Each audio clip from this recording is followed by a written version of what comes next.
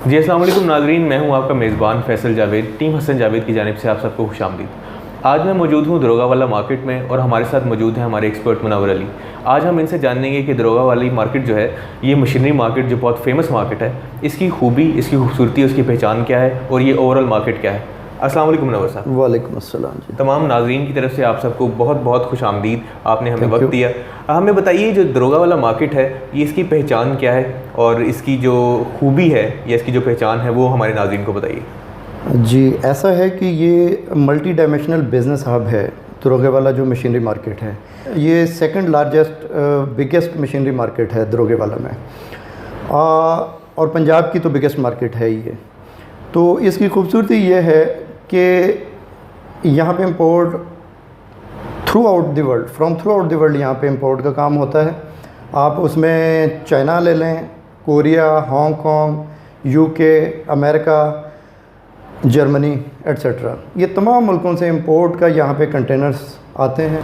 मतलब होलसेल में हो, रिटेल? जी, होलसेल में हो, रिटेल में हो, दोनों में मौजूद हैं। और दूसरा ये कि ये दुनिया जहान की तमाम चीज़ें इस मार्केट में मौजूद हैं, जिसमें मशीनरी में आप ले लें, एग्रीकल्चर मशीनरी ले लें, कंस्ट्रक्शनल मशीनरी ले लें, आप जनरेटर्स की तरफ आ जाएँ, आप टूल्स की तरफ आ जाएँ, आप इलेक्ट्रॉनिक्स में आ जाएँ। इलेक्ट्रॉनिक्स में हर किस्म की, उसमें एलसीडी से लेके आप होम अप्लाइंसेस की तरफ आ जाएँ, वो तमाम चीज़ें यहाँ पे अवेलेबल हैं। इसके अलावा चिलर्स में आ जाएँ, वो भी यहाँ पे अवेलेबल हैं। दैन इसके अलावा आप देखें, इसमें टॉयज़ भी आपको मिलेंगे। इसमें चाइना से जो एक आम शख्स को घरेलू तौर पे कुछ छोटी मोटी चीज़ें जैसे बर्तन हो गए, तो ये कस्टमर को हर चीज़ यहाँ पे इस विसिनिटी में आके वो हर चीज़ अवेलेबल हो जाती है। बिल्कुल सही। अच्छा, हमारे नाज़रीन को बताइए, क्योंकि आपकी जो एक्सपर्टीज़ हैं वो हैं इंपोर्ट और एक्सपोर्ट के। जी जी। ख़ास तौर पे इंपोर्ट की बात की जाए, क्योंकि आप बाहर से कंटेनर जो हैं वो मंगवाते हैं, तो नाज़रीन को बताइए कि आपका जो ये बिज़नेस आइडिया ये क्या है?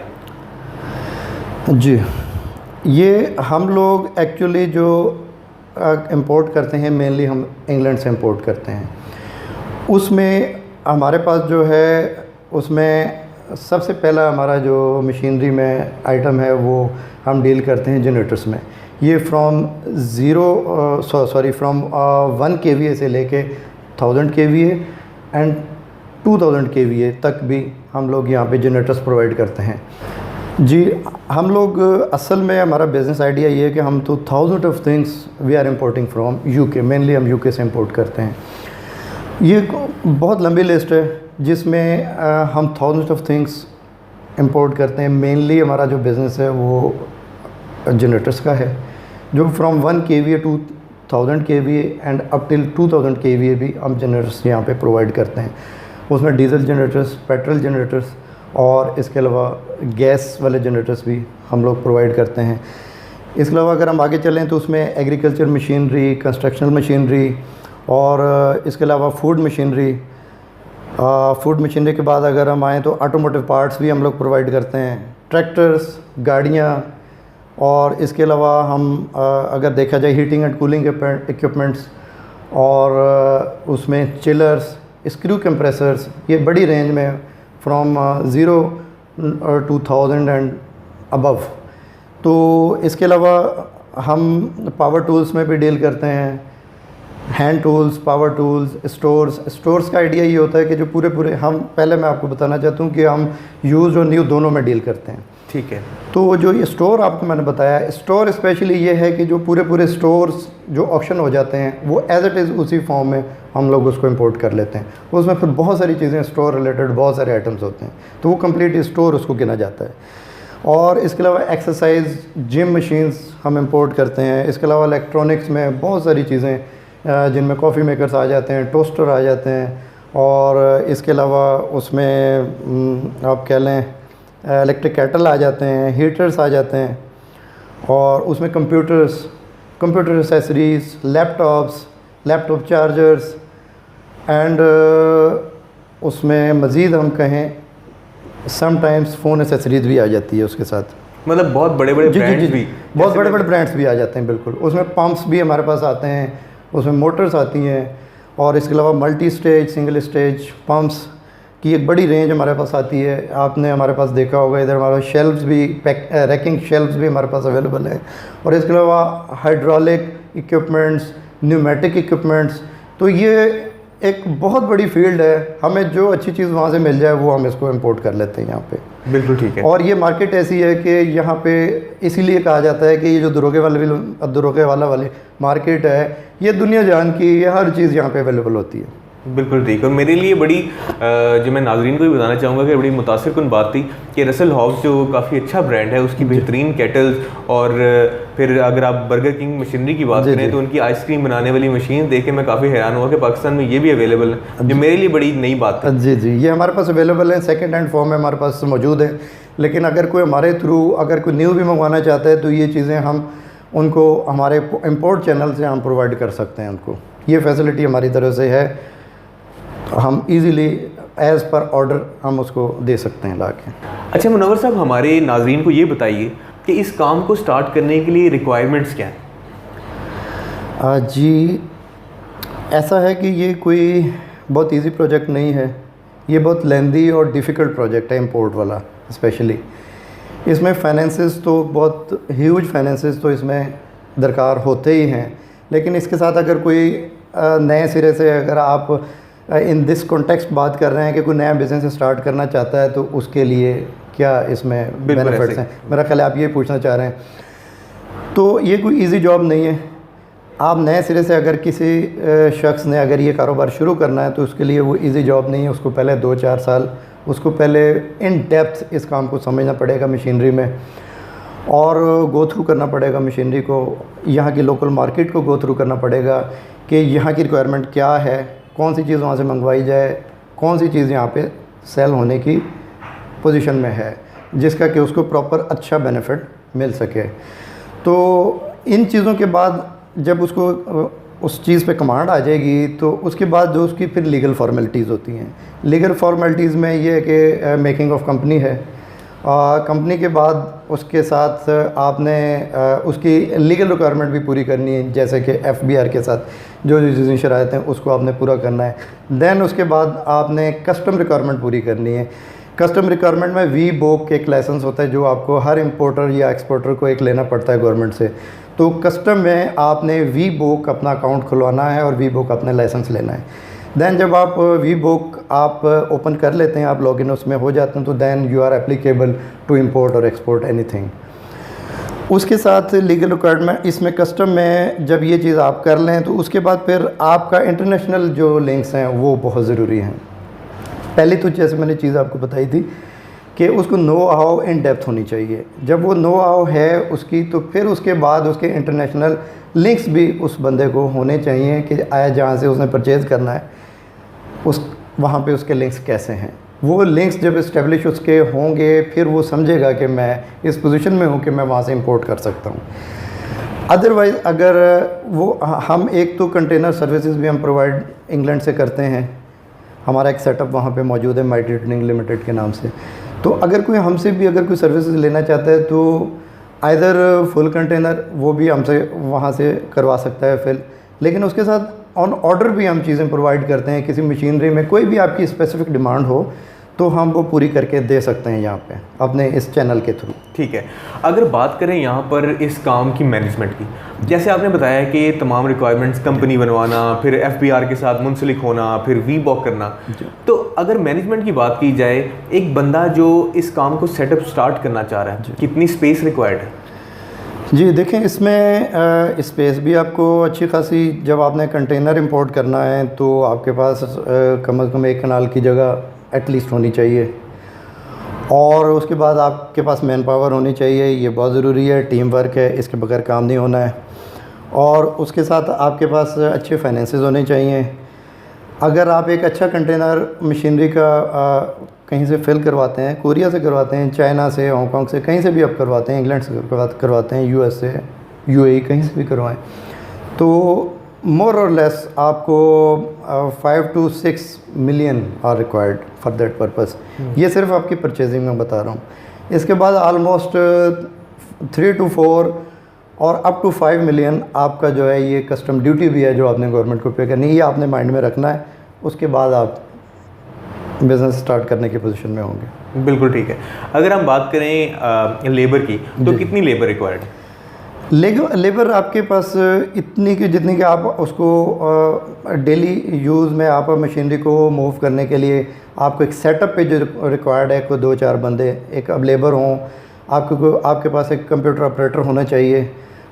आपके पास वही कंप्यूटर ऑपरेटर आपका, मेरा ख्याल है आप उसको देखें फाइनेंशियल आपकी जो एंट्रीज़ है उसको अगर मीटअप वो बंदा कर सकता है तो मेरा ख्याल है कि वो एक बंदा उसके लिए काफ़ी है। बाकी आपको लेबर रिक्वायर्ड है, बाकी आपने ख़ुद ऊपर होना है कि सारे सेटअप को आपने लुक आफ्टर करना है। बिल्कुल, आपकी अपनी जो पूरी विजिलेंस है वो रिक्वायर्ड है इसके ऊपर।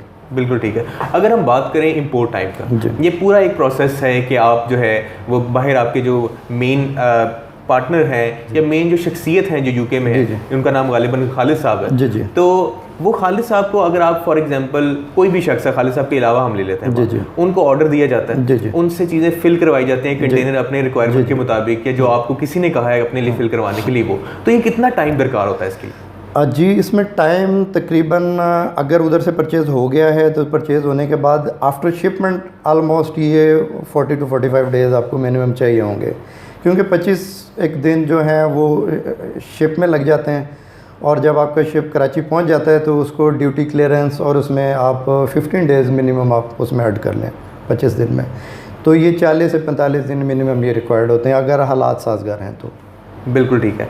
अगर हम नाजरीन के लिए इन्वेस्टमेंट की बात करें तो जैसे आपने जिक्र किया कि एक शिपमेंट मंगवाने के लिए कंप्लीट शिपमेंट 5 से 7 एक कंप्लीट शिपमेंट के लिए, जी, तो एक बंदे ने बिजनेस स्टार्ट करना हो, जैसे कोई शख्स आपसे मुतासिर होता है या किसी से ही मुतासिर होता है, वो ये काम करना चाहता है, तो एक कोई तखमीना कि उसे इतने पैसे दरकार होंगे? ये जैसे मैंने रफली आपको बताया है, आपको मैंने एक तो कंटेनर की कॉस्ट बता दी है, रफली एक मीडियम कैटेगरी का सामान आप मंगवाते हैं तो वो 5 to 7 मिलियन बन जाता है। इसमें अब 4 मिलियन आप ऐड कर दें तो ये ऑलमोस्ट ये 1 बिलियन क्रॉस कर जाएगा ये। ठीक है, बिल्कुल ठीक है जी। आप उसको कह लें कि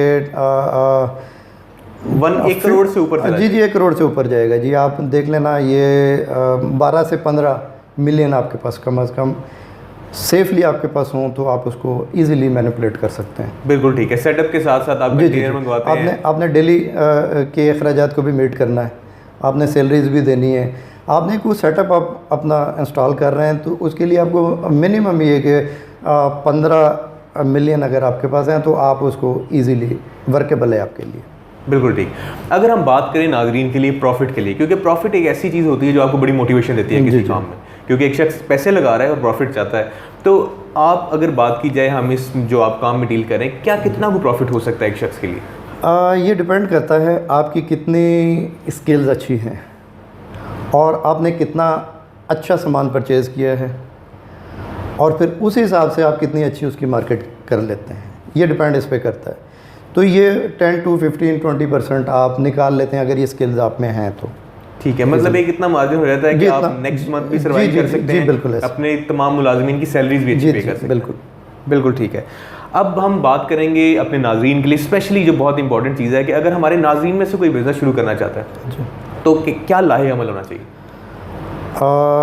ये मैंने लीगल रिक्वायरमेंट तो आपको बताई हैं। बिल्कुल ठीक है कि इनके बगैर अगर आपने बिज़नेस स्टार्ट करना है तो इनके बगैर तो कुछ नहीं हो सकता, ये आपने लीगल फॉर्मेलिटीज़ को पूरा करना है। ठीक है, then you are able to start new business. लेकिन अगर आपके पास इधर छोटा सेटअप है, कोई होलसेल का बिज़नेस है, कोई शॉप है वगैरह वगैरह, तो उसमें अगर आप कोई स्पेसिफाइड किस्म की कुछ चीज़ें मंगवाना चाहते हैं तो वो हम आपकी ये हेल्प कर सकते हैं कि हमारा जो यूके का सेटअप है वो उधर हमारे भाई खालिद बशीर साहब होते हैं, माइटी ट्रेडिंग लिमिटेड के नाम से वो बिज़नेस, वहाँ पे वो थ्रू आउट जो एक्सपोर्ट का काम है वो सारा वहाँ पे वही देखते हैं, इंपोर्ट हो या एक्सपोर्ट। जी, इंपोर्ट एक्सपोर्ट सारा खालिद साहब उधर से देखते हैं। तो अगर आपको यहाँ पे किसी चीज़ की ज़रूरत है, आपको स्पेसिफाइड कोई आइटम आपको चाहिए, तो वो आप वाया पिक्चर्स हमें शो करके आप हमें ऑर्डर कर सकते हैं। हम आपको विद इन लिमिटेड टाइम जो आपसे हम तय करेंगे उसमें हम आपको मंगवा के दे सकते हैं। ये फैसिलिटी हमारे पास मौजूद है वहाँ पे। ठीक है, मतलब दो तरह से चीज़ें हो सकती हैं जो मुझे नज़र आ रही हैं, जिस तरह आपने बताया, आपकी नॉलेज से मुझे समझ आया कि दो तरीक़ेकार हैं। एक तो शख्स पूरी जिम्मेदारी ले, खुद ही से अपने, चाहे छोटा बिजनेस है बड़ा बिजनेस है, वो इंपोर्ट भी खुद ही करवाए, कस्टम ड्यूटीज़ भी पे करे, अपने पास माल भी लेकर आए और सेल करे। दूसरा ये कि आप लोगों की रहनुमाई करेंगे, उनको तमाम हेल्प आउट करेंगे ताकि बाहर से जो भी सामान मंगवाना है आपको पिक्चर सेंड कर दें किसी दूसरे शहर से, और आप वो तमाम चीज़ें उनको 45 से 50 दिनों के दरमियान उनको दे देंगे। क्या उनके लिए ज़रूरी है कि वो यहाँ पर आएँ, यहाँ से भी आप उनको फॉरवर्ड कर सकते हैं वो चीज़ें शिपमेंट पैक करके? आज जी हम यहाँ से भी प्रोवाइड कर सकते हैं। वो हमें ऑर्डर करें तो डायरेक्टली अभी उनको प्रोवाइड कर सकते हैं। अपना लिमिटेड मार्जिन, प्रॉफिट मार्जिन रख के हम उनके साथ तय कर सकते हैं कि भाई इतने पे आपको आपके डोर पे ये चीज़ डिलीवर हो सकती है।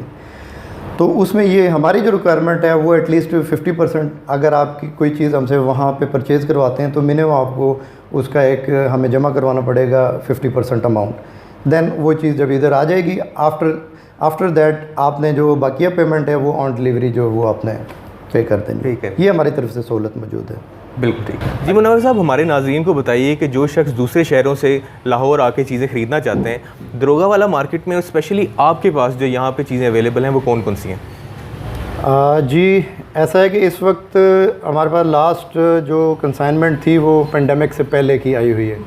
अभी ऑन दी वे है जो लेटेस्ट अभी, तो अब ये पुराना सामान ही हमारे पास, जो कुछ थोड़ा बहुत ज़्यादा वैरायटी इस वक्त नहीं रह गई है क्योंकि ये 5-6 महीने का बीच में गैप आ गया है। तो इस वक्त हमारे पास आपको नज़र आ रहा होगा कॉफ़ी मेकर्स हैं, और उसके अलावा इलेक्ट्रिक केटल्स हैं, टोस्टर्स हैं, और आप उस तरफ अगर देखें तो डेली यूज़ की काफ़ी सारी चीज़ें आपको, स्टोव्स भी नज़र आएंगे और काफ़ी सारी चीज़ें आपको उधर भी नज़र आ जाएंगी। कोई हमारे पास वॉचेस भी को मौजूद हैं, और इसके अलावा इलेक्ट्रॉनिक्स में भी आपको डिफरेंट चीज़ें कुछ हमारे पास मैसर होंगी। पावर बैंक्स वगैरह भी अवेलेबल होते हैं, जैसे मैंने बताया था कि सम टाइम हमारे पास फ़ोन एसेसरीज़ भी आ जाती हैं, तो वो भी किसी न किसी हद तक कुछ क्वांटिटी में हमारे पास इस वक्त भी मौजूद है। मतलब तमाम किस्म की इलेक्ट्रॉनिक्स की चीज़ें, चाहे वो केटल्स हैं। इस मशीन का आप मुझे नाम बताना पसंद करेंगे? कॉफ़ी मेकर है जी, कॉफ़ी मेकर है।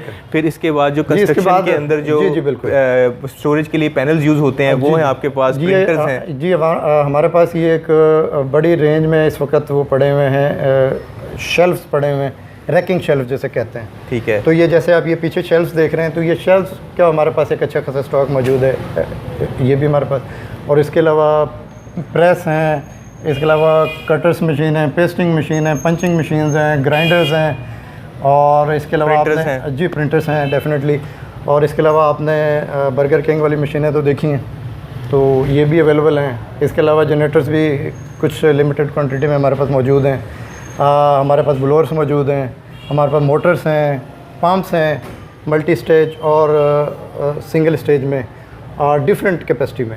और इसके बाद अगर आप देखें तो हमारे पास कार वॉशर्स भी आपको नज़र आएंगे, श्रेडर्स नज़र आएंगे आपको। ठीक है, गर्ल्स के हर चीज़, मतलब बहुत कुछ मौजूद है जी। वेट लिफ्टिंग का सामान हो, गोल्फ की किट्स हो, तमाम चीज़ें अल्हम्दुलिल्लाह। ठीक है, जो अच्छी चीज़ हमें वहाँ से मिल जाए और यहाँ की मार्केट के मुताबिक होती है वो हम इंपोर्ट कर लेते हैं यहाँ। तो जी नाज़रीन, आपने जाना मुनव्वर साहब से कि इनकी मार्केट में जो दरोगा वाला मार्केट है क्या क्या चीज़ें अवेलेबल हैं, और ख़ास तौर पे जो इनकी यहाँ पे वेयर हाउस है वहाँ पे कितनी चीज़ें अवेलेबल हैं। हर चीज़ दुनिया की जो इम्पोर्टेड है बेहतरीन क्वालिटी की है। बात की जाए घड़ी से लेके बड़ी मशीनरी तक तमाम अवेलेबल है। जो लोग डिफरेंट शहरों से बिलोंग करते हैं, कराची से, सरगोदा से, गुजरांवाला से, जिस भी शहर से, वो अगर चाहते हैं कि आप जो है वो इनसे मुनव्वर साहब से रहनुमाई हासिल करें, आके लाहौर में आके वो चीज़ें ख़रीदना चाहते हैं, हम इनका नंबर, इनका कॉन्टैक्ट और इनकी जो कंपनी का नाम है माइटी ट्रेडिंग आपके साथ शेयर करते हैं, ताकि आप इनसे वहाँ से भी रब्ता कर सकते हैं। अगर आप फिज़िकली या इनकी दुकान पर आकर चीज़ ख़रीदना चाहते हैं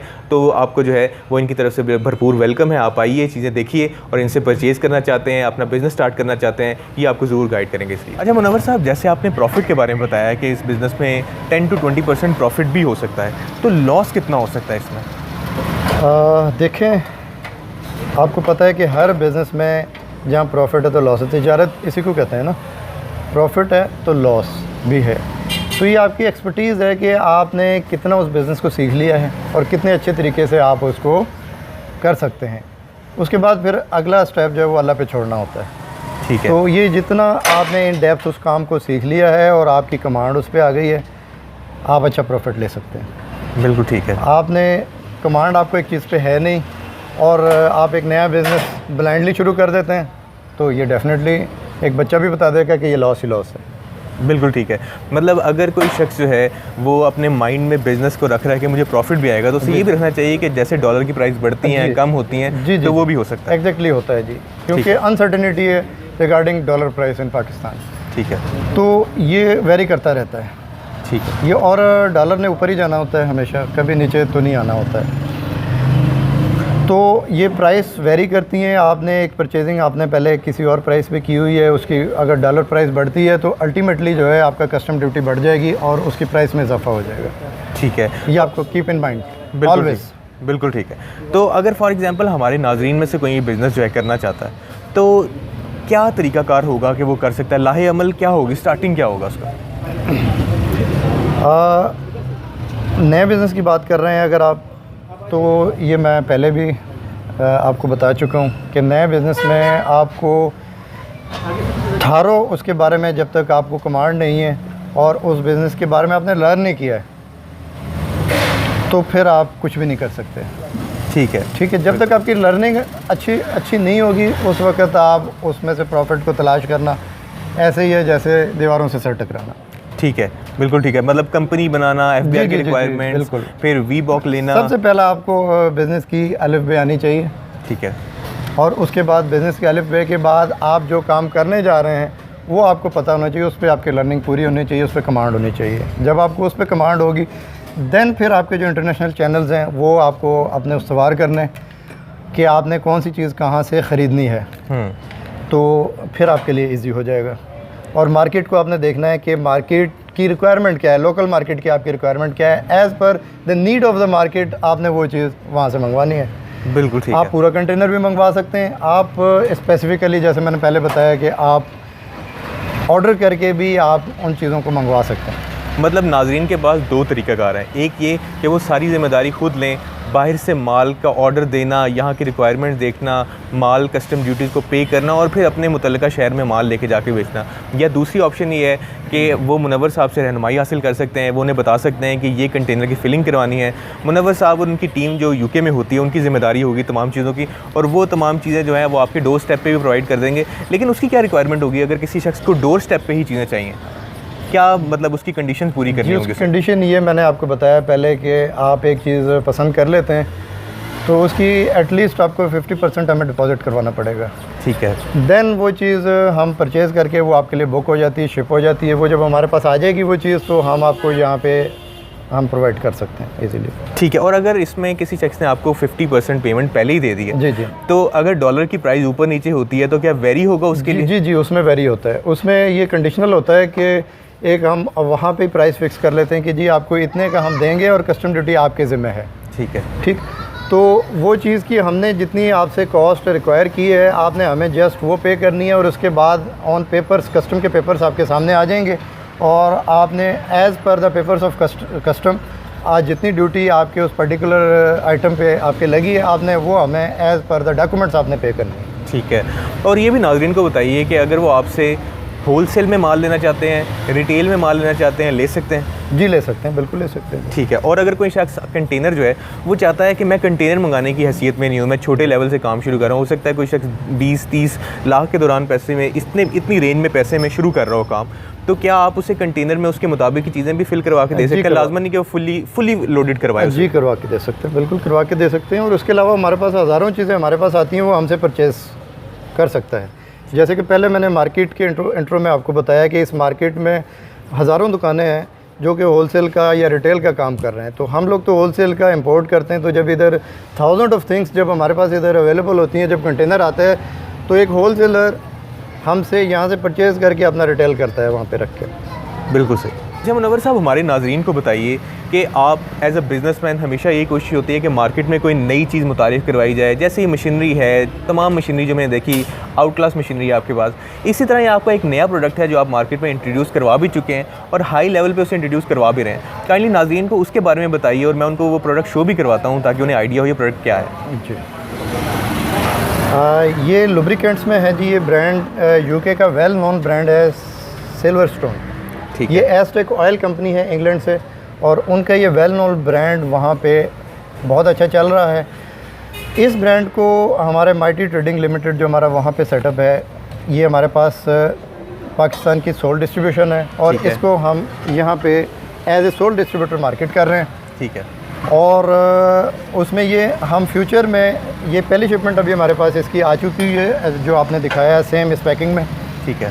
तो लेटर ऑन हमने ये करना है कि हमारी अपनी पैकिंग हम अपने डिज़ाइन के हिसाब से हम अपना डिज़ाइन हमने उनको दिया है, उस पैकिंग में हमारे लोग हमारे माइटी ट्रेडिंग के साथ वो हमारी पैकिंग होगी और वो मार्केट में ये पहली शिपमेंट तो हमने एज इट इज़ मार्केट कर दी है, लेकिन उसके बाद हम हमारी अपनी पैकिंग में वहाँ से आएगा तो उसको हमने मार्केट करना है। अच्छा, अगर हम नाज़रीन के लिए बात करें जो ये प्रोडक्ट आपसे लेना चाहते हैं या इसका ही बिज़नेस करना चाहते हैं आपके हेल्प के ज़रिए, क्योंकि आप पाकिस्तान के अंदर सोल डिस्ट्रीब्यूटर हैं सिल्वर स्टोन के, तो वो कैसे वो कर सकते हैं? जी डेफ़िनेटली हम इसमें अपने डीलर्स को तलाश कर रहे हैं। सारे पाकिस्तान में हमें डीलर्स की ज़रूरत है, ऑयल लुब्रिकेंट्स के जो डीलर्स हैं, तो ये हमसे रब्ता कर सकते हैं और हम डीलरशिप उनको प्रोवाइड कर देंगे। ठीक है। ये उनके लिए अच्छी अपॉर्चुनिटी है ये ठीक है लोगों के लिए। अच्छा, बात की जाए इस ऑयल की क्वालिटी की, क्योंकि बहुत सारे जो लोग आपसे डीलरशिप लेना चाहते होंगे या उनकी ख्वाहिश होगी कि वो ये बिज़नेस करें अपने मुख्तलिफ शहरों में, सरगोदा में, गुजरांवाला में, कराची में, कहीं पे भी, तो इस ऑयल की क्वालिटी कैसी है? जी, ऑयल की क्वालिटी में एक चीज़ मैं आपको वाज़ेह कर दूं, ये जो API स्टैंडर्ड्स हैं, API SN और SN+, ठीक है। ये पेट्रोल में होते हैं, ये लेटेस्ट अप्रूवल हमारे पास मौजूद है। ठीक है। और इसके बाद CJ4, अगर आप CJ4 में डीजल में आ जाएं तो ये लेटेस्ट अप्रूवल वर्ल्ड की जो लेटेस्ट आजकल चल रही है वो लेटेस्ट अप्रूवल हमारे पास मौजूद है। मतलब अगर और ये बड़ी किसी भी बड़े ब्रांड को हम कम्पीट करते हैं, मतलब बड़ी गाड़ियाँ हो, छोटी गाड़ियाँ हो, तब सबको कोई भी गाड़ियाँ हो, कोई भी हाई फाई गाड़ियों से लेके आपके लोकल मोटरसाइकिल तक, ये हर कैटेगरी को मीट करता है हमारा ऑयल।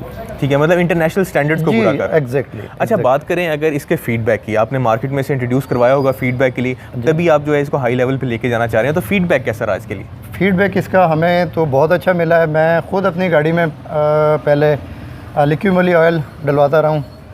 अब जब से ये हमारा ये ऑयल सिल्वर स्टोन यहाँ पे हम लेकर आए हैं, तो उसके बाद मैंने कंटिन्यूसली पिछले साल से अपनी गाड़ी पे अप्लाई करना शुरू कर दिया सिल्वर स्टोन। अल्हम्दुलिल्लाह मुझे इक्वल 100/100 रिजल्ट्स मुझे मिल रहे हैं इसमें से। मतलब आप देखते हैं कि वो जो जर्मन ब्रांड है और जो ये उसके ब्रांड मुकाबले है, में यूके का है, इक्वालिटी है इसमें, क्वालिटी इक्वल है दोनों की। ठीक है, अल्हम्दुलिल्लाह। बिल्कुल ठीक है। अच्छा, मुझे हमारे नाज़रीन को ये बताइए कि अगर कोई शख्स जो है वो आपसे ये ऑयल की डिस्ट्रीब्यूशन जिस तरह आपने बात की लेना चाहता है, तो आपकी ब्रांचेस कहाँ कहाँ है? किसी को लाजमन तो नहीं कि लाहौर आए, वो इस्लाम आपकी कोई और ब्रांचेस हैं किसी और शहर में? जी, मैं बिल्कुल आपको क्लियर कर दूं कि ये हमारा इस ग्रुप में हमारे पाकिस्तान में हमारी 2 ब्रांचेज़ हैं। एक पहली हमारी फैसलाबाद में ब्रांच है माइटी ट्रेडिंग कंपनी के नाम से, उसको फैसल बशीर साहब उधर लुक आफ्टर कर रहे हैं। दैन उसके बाद लाहौर में ये हमारा माइटी ट्रेडिंग सर्विसेज के नाम से ये हमारी दूसरी ब्रांच है जिसको मैं यहाँ पे लुक आफ्टर कर रहा हूँ। और इसके साथ हमारा जो हेड ऑफिस है वो यूके में है। यूके में खालिद बशीर साहब उसको देख रहे हैं उस सारे सिस्टम को, और टोटली जो एक्सपोर्ट का और इंपोर्ट का जितना सेटअप है वहाँ पे, जो परचेजिंग है, जो डीलिंग है, वो सारे खालिद बशीर साहब under the platform of mighty trading limited वहाँ पे कर रहे हैं। ठीक है, मतलब बहुत बड़ा सेटअप है हमारा अल्हम्दुलिल्लाह वहाँ पे। और बल्कि मैं आपके तवसत से अपने कस्टमर्स को बताना चाहूँगा, अगर कोई लोग एक्सपोर्ट के हवाले से कुछ भी machinery, either many other things, कुछ भी एक्सपोर्ट करना चाहें इंग्लैंड से wherever in the world, ना सिर्फ पाकिस्तान बल्कि कहीं भी, तो वो यूके से अगर वो उसको एक्सपोर्ट करना चाहते हैं तो वो खालिद बशीर साहब के थ्रू उनके अपने प्लेटफॉर्म से, माइटी ट्रेडिंग लिमिटेड के प्लेटफॉर्म से वो उनसे कांटेक्ट करके भेज सकते हैं। ना सिर्फ वहाँ से उनसे परचेज़ कर सकते हैं और भेज सकते हैं, बल्कि हमारे पास कंटेनर फिलिंग सर्विसेज भी है वहाँ पे। ठीक है। हमारे माइटी ट्रेडिंग लिमिटेड के प्लेटफॉर्म पे मुकम्मल पाकिस्तान से बहुत से लोग हमसे कंटेनर वहाँ से फिल करवाते हैं। माशाल्लाह एक बहुत बड़ा सेटअप है, और जो उसकी रिक्वायरमेंट होती है फिलिंग, कंटेनर फिलिंग की जो रिक्वायरमेंट होती है वो तमाम वहाँ पे मौजूद है, और हम लोगों को वो सर्विसेज वहाँ पे देते हैं। ठीक है, अगर किसी ने इंपोर्ट करवानी हो वो खालिद साहब से रब्ता कर सकता है, आपके रीजनल ऑफिस जो फैसलाबाद में, लाहौर में, आपसे रब्ता कर सकता है। और अगर उस किसी शख्स ने जो है वो डिस्ट्रीब्यूशन लेनी है वो तो आपसे रब्ता करेगा। अगर वो चाहता है कि उसके अपने शहर में उसकी एक अपनी शॉप हो, डिस्ट्रीब्यूशन हो, तो आप उसमें भी उसको मुकम्मल तौर पर गाइड भी करेंगे और तमाम चीज़ें, प्रोसीजर भी समझाएंगे कि ऐसे जो है वो ऑयल का बिज़नेस, उसकी पब्लिसिटी या उसको बढ़ाया जा सकता है, लोगों को बताया जा सकता है कितनी अच्छी क्वालिटी इसमें ऐड की गई है। जी अल्हम्दुलिल्लाह, हम ऑनेस्टली एंड ट्रूथफुली हम पूरी तरह जितना हमसे हो सकेगा बिल्कुल हम गाइड करेंगे। ठीक है। अब आपकी जो एक्सपर्टीज़ हैं वो दरोगा वाला मार्केट के अंदर तो है ही है, इंपोर्ट के अंदर है, तो आप इसका फ्यूचर क्या देखते हैं ताकि नाज़रीन को पता हो कि आने वाले वक्तों में वो कितना ग्रो कर सकते हैं? देखें, बात यह है कि ये जिस किस्म की इंपोर्ट हम करते हैं और कर रहे हैं, जो चीज़ें आपने हमारे पास देखी हैं, ये डेली यूज़ की चीज़ें हैं, लोकल डोमेस्टिक यूज़ में भी हैं और इंडस्ट्रियल यूज़ में भी हैं। तो ये कभी रुकने वाला सिलसिला नहीं है। तो जैसे फूड का बिज़नेस है, एक ना रुकने वाला सिलसिला होता है, इसी तरह ये मशीनरी का जो बिज़नेस है ये रुकने वाला सिलसिला नहीं है। तो इसमें बेनिफिट्स बिल्कुल मौजूद हैं और ये प्रोग्रेसिव बिज़नेस है अल्हम्दुलिल्लाह। बिल्कुल ठीक है। मैं नाज़रीन आप सबके सामने जो है वो मुनव्वर साहब का शुक्रिया अदा करता हूँ कि उन्होंने अपने कीमती वक्त से हमें वक्त भी दिया और हमें ये भी बताया है कि पाकिस्तान के अंदर कितनी बड़ी ये मार्केट है जहाँ पे आप चीज़ों की ख़रीदो फ़रोख्त भी कर सकते हैं, कैसे उनके आइडिया से मुतासिर होकर आप अपना बिज़नेस आइडिया भी स्टार्ट कर कैसे जो है आप इंपोर्ट और एक्सपोर्ट का बिज़नेस कर सकते हैं। उन्होंने जो अपना बिज़नेस बताया उससे अगर आप मुतासिर हैं, इंस्पायर हैं, तो आप वो बिज़नेस का काम कर सकते हैं। चाहे उसके अलावा आप जो है वो ऑयल की डिस्ट्रीब्यूशन इनसे लेना चाहते हैं, उसका काम करना चाहते हैं, वो कर सकते हैं। हम शुक्रगुज़ार हैं मुनव्वर साहब, बहुत शुक्रिया आपका, आपने हमारे नाज़रीन को वक्त दिया और बताया कि कैसे वो अपनी ज़िंदगी को जो है बेहतर बना सकते हैं और मुल्क को कौम की खिदमत कर सकते हैं इस बिज़नेस के ज़रिए, टैक्सेस पे करके, और लोगों को ये चीज़ जो आप देकर उनकी लाइफ में वैल्यू ऐड करें, उसके लिए भी जो है ये आपने लोगों को एक बहुत बड़ा उनको एक लेक्चर दिया, एक बात की, उनको समझाई चीज़। तो मैं नाज़रीन आपका भी शुक्रगुज़ार हूँ जो आप हमारी वीडियोज़ को पसंद करते हैं। काइंडली इसी तरह हमारी वीडियोज़ को लाइक करें, शेयर करें, सब्सक्राइब करें और अपने दोस्तों के साथ शेयर करें ताकि उनकी लाइफ में भी आप वैल्यू ऐड कर सकें। बहुत शुक्रिया, अल्लाह ने के बाद।